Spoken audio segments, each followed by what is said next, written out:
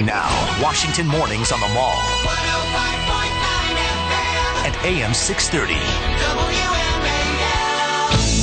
And there you can see by the approaching shadow, he's just about there, and he's down on the air.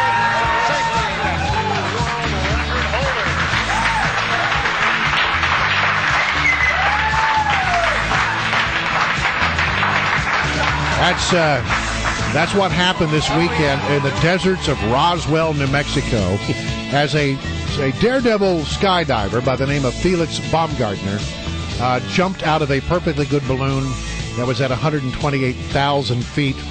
He fell for miles. It was a 24-mile jump. He attained Mach point 1.24. Joe, that meant he was traveling at 833 miles an hour before they deployed the chute. Unbelievable. That's just incredible. Well, to talk more about this, we thought we'd get our good friend Dr. Tom Jones, the astronaut, to come on and talk about what an amazing feat this is and perhaps help us put it all in perspective. Tom, how are you? Morning, Brian. Hi, Joe. How are you? Just great. All right, so let's talk about this feat. Well, he was basically falling through for the first part of this jump. What is almost a perfect vacuum, is it not? Yeah, he was right at the edge of space. He's 24 miles up. It's above most of the sensible atmosphere. So when he leaped out, he was basically in free fall, feeling no air resistance at all. And it was like he was on a spacewalk for the first, tens of seconds of that jump until he began to encounter the atmosphere again. Well, so my big question is, when a spacecraft comes back in through the atmosphere, it generates a lot of heat. They have to have heat shields and all of that. Why didn't he need a heat shield?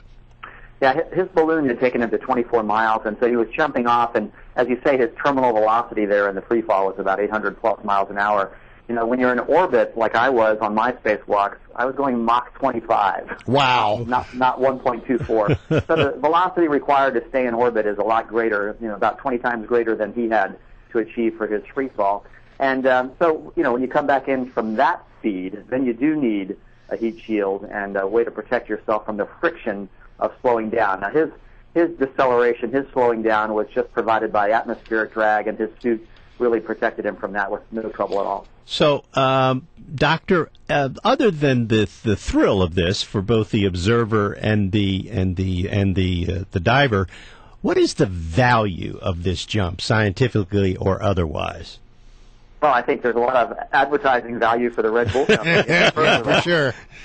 Second, there is some technology development that went into his modern spacesuit, the 21st century spacesuit, that can be applied to the space tourist flights that are about to commence.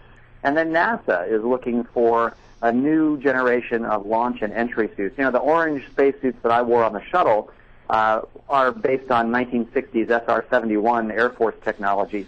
So his development of a new spacesuit may be applied to future NASA suit development as we look at going beyond the space station, for example, on this Orion spacecraft that NASA is building. So there could be some spin-offs, if you will, not from NASA to the commercial sector, but from, in this case, the commercial sector back to NASA. Wow. One of the things that I heard was that this technology that they have developed might well be something that astronauts could use if they needed to bail out of a spacecraft. Do you think that's something that could be applied to NASA in that regard?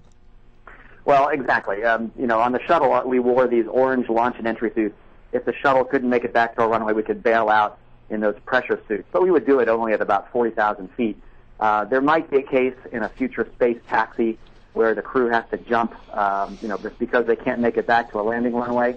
But my own opinion is that it would be far safer to make the ship more capable and more robust and stay with the spacecraft and let that bring you home safely rather than everybody trying to scramble out of a ship and jump to safety. I was really sort of taken by the fact that this happened on the 65th anniversary of the breaking of the sound barrier by Colonel Chuck Yeager.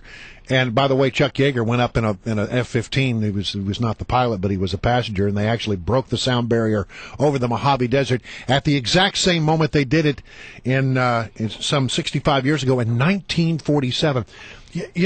It is really, when you think about it, pretty astonishing how far aviation has come since the time that we first broke the sound barrier, in 1947, some 65 years ago.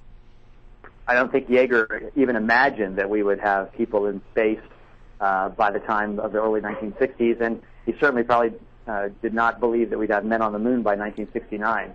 So I think it's also true that, breaking the sound barrier in 47 occurred only 44 years after the Wright brothers flew.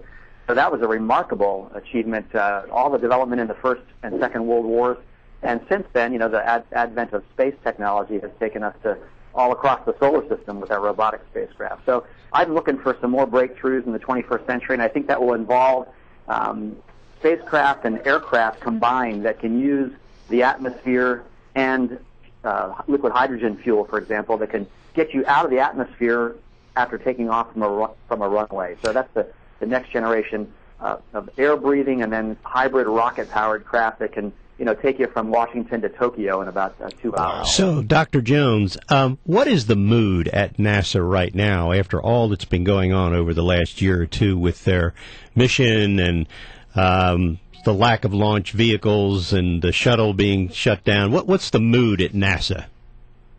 Well, my colleagues point out that they're still flying on the space station. Right now, Sonny Williams and Aki Hoshte and Yuri Malenchenko are crewing the space station, and they're going around the Earth, 24/7 at Mach 25 doing science research up there. And NASA is transitioning to a deep spacecraft called the Orion. Now, the big question, Joe, is budgets. And right. The current administration is not funding NASA to even achieve the goals that have been set out for it by the president. He's not even funding his own goals, let alone some ambitious goals out on the frontier. So I think we do need to look at NASA's mission, give it the proper resources, and then, the U.S. can stay at the cutting edge of space technology. I think we're right now on the current track in danger of losing that in the next 5 years. Yeah, wow. But you pointed out that this came up on one of the Sunday talk shows, Joe. Yes, and it was amazing to hear the administration say that this was they were giving NASA more support than it had received in years, which of course it seems like an abandonment of their mission has taken place under this administration. I don't want to put you in a difficult spot, Tom, but I mean, certainly that's not the way it feels. Do you agree? Oh, I do agree. I think our pace of replacing the shuttle's capability is too slow. We're going to get these commercial space taxis to the space station, but that's still 4 to 5 years away, and it's not good for the country's priorities in space to protect our investment in the space station, which is about $100 billion, to have us solely reliant on Russian transport. So the transition away from Russian transport back to American space taxis is too slow, and we can accelerate that merely by providing more funding, and it's just a matter of making it a higher priority for this administration or a future one. All right. Well, Dr. Tom Jones, a real-life astronaut. I always love having you on the show. And what an accomplishment by this guy, jumping out of a balloon at 128,000 feet. Thanks for joining. Him. Yeah. Man, can you imagine taking that first step? Like, oh, my gosh. Could you actually work up the courage to do it? Thanks a lot, Tom.